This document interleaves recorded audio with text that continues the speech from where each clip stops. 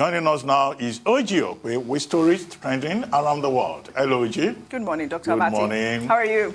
Good morning. I'm Love fine. your grey jacket. Thank you. And of course, our Victoria is looking victorious in peach. Yes. I know that color. Good morning, Rufai. How are you? Very well, Oji. How are you doing? You're looking remarkable. Thank you. And can I just always. sing Rule Victoria? Victoria rules the world. Thank you, darling. She's waving. She's waving. Yeah, let me see the wave. royal Hey, Rule Love Victoria. Victoria rules the world. Great. Well, good morning to you, viewers. Here are some of the stories that are trending across the globe. ITV's Good Morning Britain aired for the first time since Piers Morgan's departure. The TV host says he stands by his criticism of the Duchess of Sussex. I believe in freedom of speech. I believe in the right to be allowed to have an opinion. If people want to believe Meghan Markle, that's entirely their right. I don't believe almost anything that comes out of her mouth, and I think the damage she's done to the British monarchy and to the Queen at a time when Prince Philip is lying in hospital is enormous and frankly contemptible. Then, in Thailand, reactions trailed the Prime Minister Prayut Chan-o-cha after he ended his press conference by spraying journalists with disinfectant.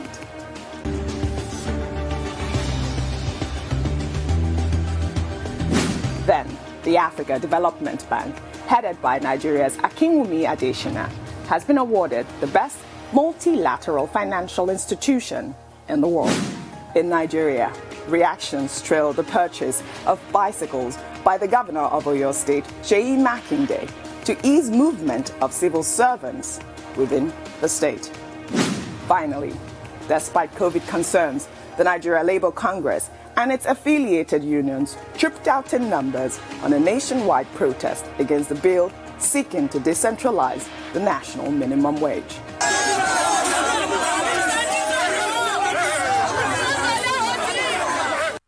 That was insane, Tunju, that crowd. It was everywhere, Lagos, Abuja as well. Yes. Well, let's begin by recognizing Nigeria's Kelechi Ndukwe, who is set to make history as the first Nigerian and Nigerian-American to take command of a U.S. Navy-guided missile destroyer, USS Hazley. Commander Ndukwe graduated from the University of Notre Dame with a bachelor's degree in chemical engineering through Navy ROTC scholarship and earned a master's degree in national security and strategy from the U.S. Naval War College. The naval commander has served on multiple warships, including destroyers, cruisers, and mine countermeasures, with extensive deployments to the Mediterranean Sea, Horn of Africa, Arabian Gulf, Western Pacific Ocean, and South America. I mean, this is such a big deal. I mean, you should look at his profile. Amazing. It is the most amazing achievement that I have seen so far at this point. I mean, this is so encouraging for our young Nigerians that are aspiring to be in the Navy like this. I mean, all I can say is congratulations to this amazing man. Yes, and he also served in the Navy Office for Legislative Affairs. And just yesterday, weren't we saying how a degree in chemical engineering is actually so versatile if you can actually get one, because it's not the easiest thing to do. And that's exactly his academic background. Congratulations to him, and I'm so glad he's doing us proud. I mean, look at him in that crisp uniform. Don't you love a man in uniform? I do. Dr. Abati. Well, congratulations to him. He's primarily a U.S. Navy soldier, right? But, you know, as is the case in politics and other fields of endeavor, when we see a Nigerian-American who is doing well, we always jubilate at this end. I guess essentially because of the DNA connection. But I think we all need to be reminded, as always, that these guys are Americans. I'll give you one example. You know, there was a young lady I met when I was a student in the U.S., and I was referring to her as a Nigerian. You know, she told me pointedly that she's an American, and that it's her parents that are Nigerians. It's always the conversation you we know, have, so, yes. And that for me, it's always a challenge when we identify with these Nigerian Americans who have done so well. Because if you look at other parts of the world, take China, take Korea, take India, even when they are nationals, when they do well, elsewhere internationally, they still have that strong connection with home. And if you check those countries very well, they seem to have a system in place whereby they track their people who are doing well, in other parts of the world, and they gain one way or the other, either in terms of intellectual transfer or cultural transfer. Now, many of these Nigerians who are doing very well internationally, either in the US or in Canada, it's only a handful of them that have that connection with Nigeria. Imagine the amount of knowledge, the kind of cooperation that Nigerian Navy, for example, can have with a guy like this, who is now going to command, a major cruise missile destroyer, one of the biggest of that type in the world. But here in Nigeria, we have a Navy that cannot even monitor, our coastline in the Gulf of Guinea or the Bight of Benin. So I would like to see a situation whereby there is a greater interaction with the Nigerian diaspora. We have a Nigerian Diaspora Commission, but our commission is busy more at the level of rescuing people who have been arrested for cocaine trafficking, or they have been involved in one crime or the other in Thailand and are on the death row. I think we need to scale up and see how people like this can also be useful to the country to which they are bound by blood. Yes, you're absolutely right. Rufai, your take on this story? I mean, I'm so excited. I'm peacock proud this morning. Anytime I see a Nigerian do well anywhere in the world, it just shows you that Nigeria, they carry last. We're always number one, and we're strong, we're doing well. But, when you now look at the factors back home, you're wondering what's happening now. This is a Nigeria. Nigeria is doing well. But I think it should be an inspiration for a lot of people back home to be able to do what is right. You see, these people too want to come home. They want to identify with Nigeria. Because this is their identity. Even if, they've stayed in America and all of that, some of them identify as Americans, but deep inside of them, there's still something that they want to identify with. But we too, we need to make the home right for them. We need to make this country work. And I keep saying that our leaders need to make this country is blessed, and it has no problem being poor and in the mess it is in today. Please, let's make this country so that these people too can come back and invest. And a lot of them are investing in the healthcare sector. Most of them investing, in the healthcare sector as doctors and things like that. They are bringing their expertise back. Somebody was telling me the other day that most surgeries that people do abroad now, you can do them in Nigeria because Nigerians in diaspora are coming back. They're investing heavily in the healthcare sector, various specializations. But we need to make power available for them. We need to give them an enabling business environment, working environment. The government needs to truly care for them because these are the people that can improve and expand the economy of this country. When China wanted to develop, it sent people abroad. When they came back, they used that expertise to develop China. When Japan wanted to develop, it did the same.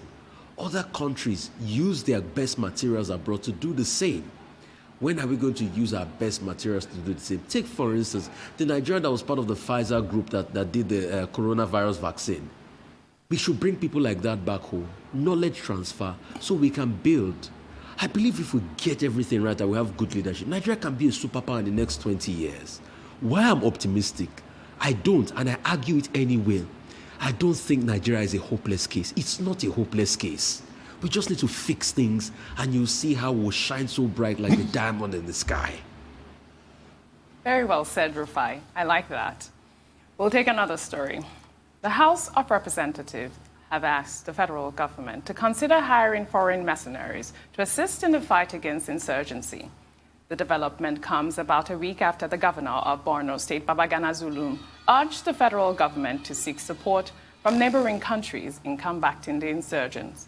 Nigerians have reacted. While some applauded the move, others recalled that Nigeria's former president, Goodluck Jonathan, had procured the services of mercenaries to assist the Nigerian army in the war against the insurgents.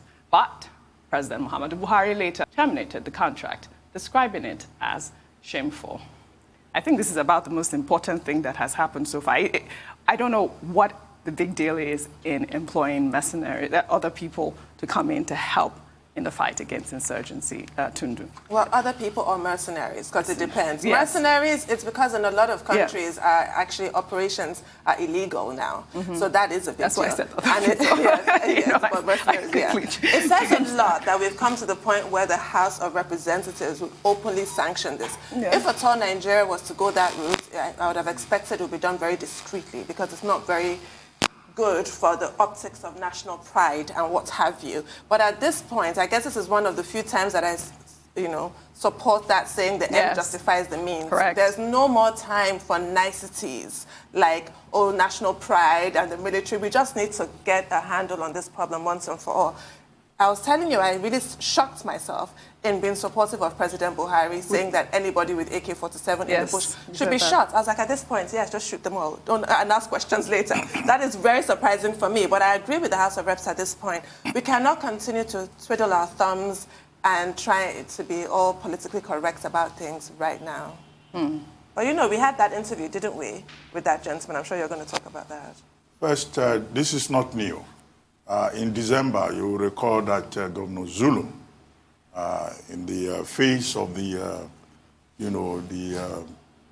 aggressiveness of the terrorists and bandits in Borno State and the inability of the Operation Lafiya Dole team in that axis to be able to deal with the situation, had called for mercenaries or private military contractors, as they are otherwise known, to be engaged by the Nigerian government. And I think it was also in that same month of December 2020 that we spoke to a director of Cornelia Services, which is one of the three private military contractors that Nigeria engaged under President Jonathan.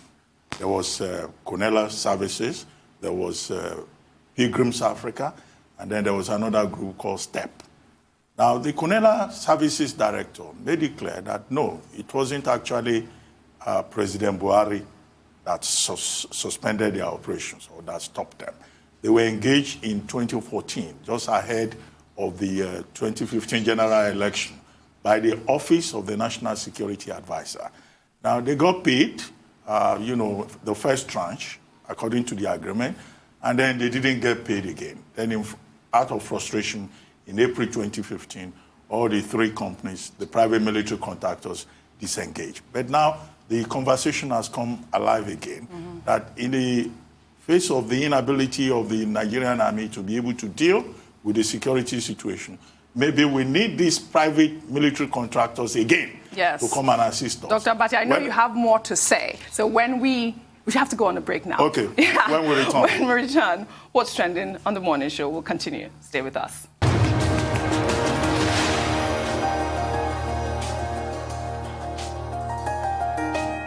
Welcome back to the morning show. We're still on What's Trending. Dr. Abati, before we went on a break, we were talking about the House of Reps employing the federal government to have foreign mercenaries to fight insurgents. And I was trying to give you a quick summary of the interview we had here on Arise News with the director of Cornelia Services. But what are the issues?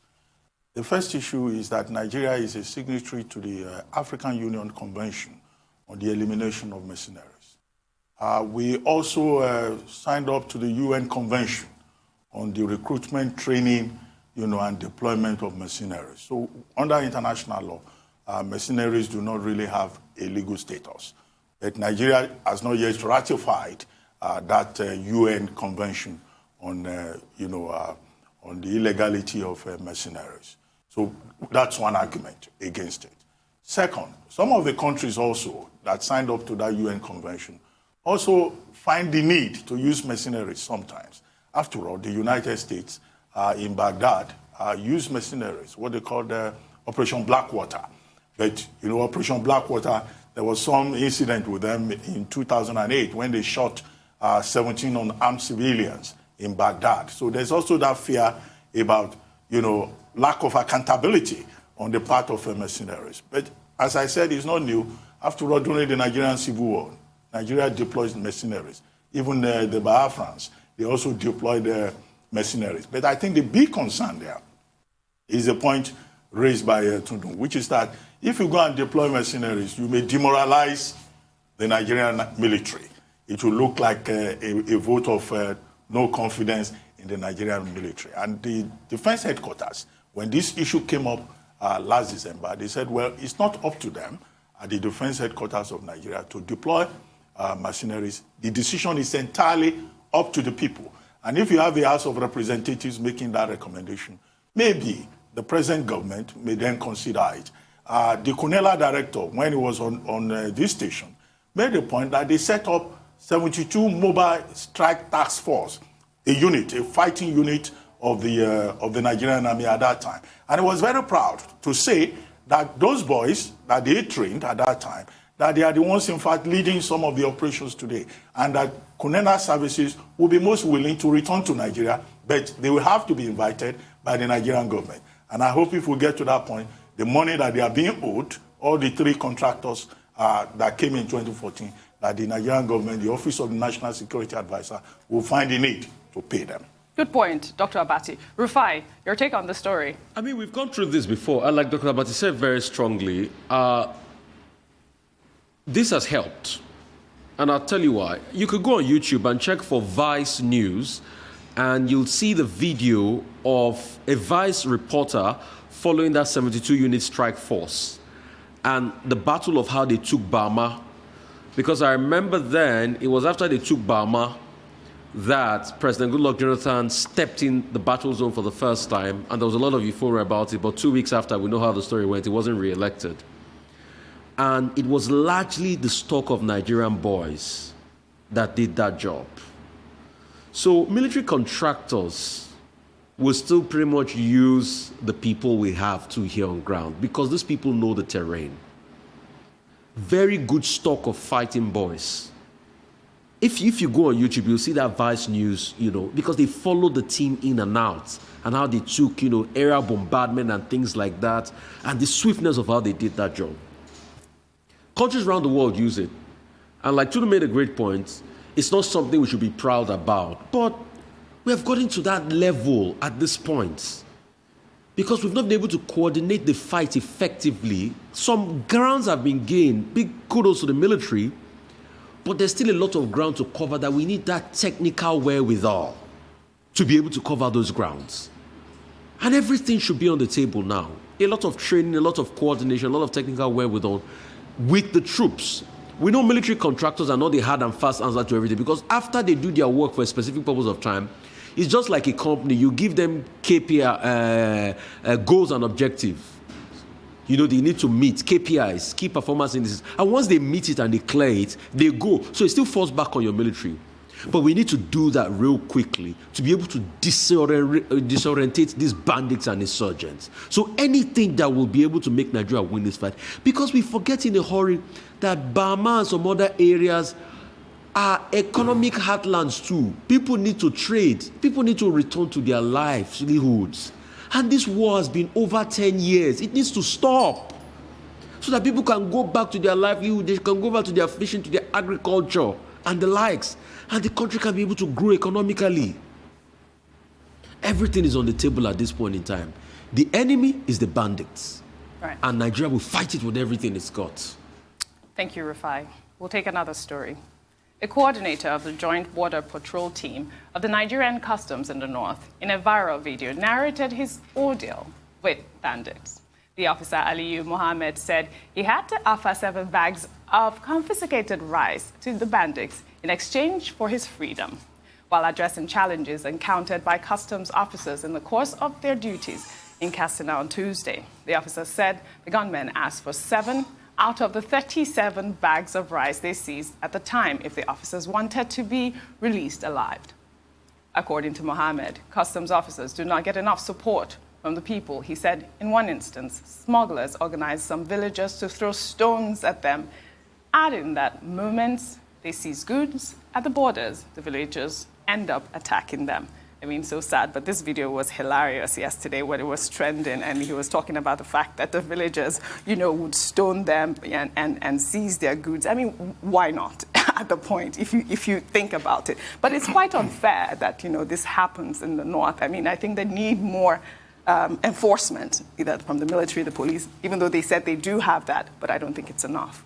It actually made me really sad because I've sat here wondering what is customs doing, what is immigration doing? Everybody focuses on the military. Yes. And now we have the answer from this perspective that is not usually shared. What happens to people who don't have 7 bags of rice readily available to give these people? It's very scary. And the fact that the morale is low because they're not supported by the people that they're trying to serve. That's not entirely the fault of the public. That's also to do with some of the activities of the customs, let's face it, and some of the ways in which they're perceived. So work needs to be done there as well. But I thought the story was really sad, so sad, but interesting because we don't often hear that side of the story.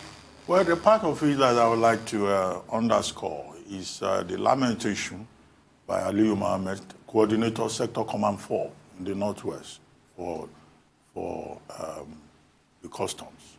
The fact that the people, when they see customs officers, they stone them, they abuse them. And it simply points to one thing. The average Nigerian, whether it's in Katsina State, in Dusima local government area where that incident occurred, or any other part of Nigeria, the average Nigerian does not trust the man in uniform. Correct. Whether it is a soldier or it's an immigration officer, you know, people just have this impression that people who are in uniform, you know, they are not working for the people. Look at the police. So I think the various agencies, we need to address that in terms of their relationship with the people. The police have something they call police-community relations, but does it really work in the real sense of it? In some other countries, I mean, I was at an airport in the U.S. once, and there was a Marine that walked in uniform. People stood up and they were hailing him, they were clapping for him. I mean, I was shocked because I thought if this was in Nigeria, nobody would even notice anybody in uniform. And you will recall that before now, I think it's one of the service chiefs who said that the people identify more with bandits and insurgents, what is called Stockholm Syndrome. But the people who are supposed to help them, as that officer Aliyu Mohammed was saying, you know, they are not interested in those ones. They rather identify with the people who are oppressing them. Well, Aliyu Mohammed says they gave the bandits 7 bags of rice. I hope they didn't also donate their guns, their rifles to the bandits. I hope not. Rufai, I don't know if you have time to make a quick comment, but I guess that's all we have on what's trending today. Well, thank you very much. Tomorrow.